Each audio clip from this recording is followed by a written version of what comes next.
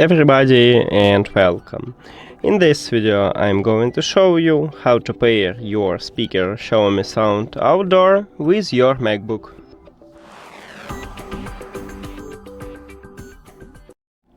You have to start by press one time at the Bluetooth button at the top on your MacBook.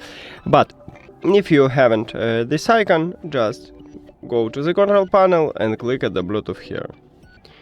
Then go to the settings, and after that we need to enter to prank mode. So at the back side of your speaker, right here we have power button, and you need to press and hold on this power button to turn on your speaker.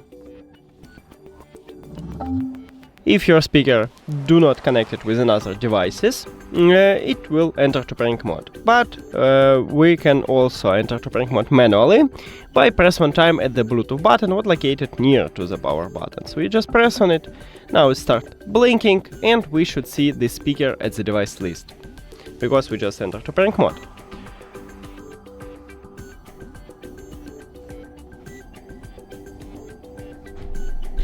Maybe I will try to turn off and turn on the Bluetooth. And yes, right here, as you can see, we have it. So click connect near to it. And we did it.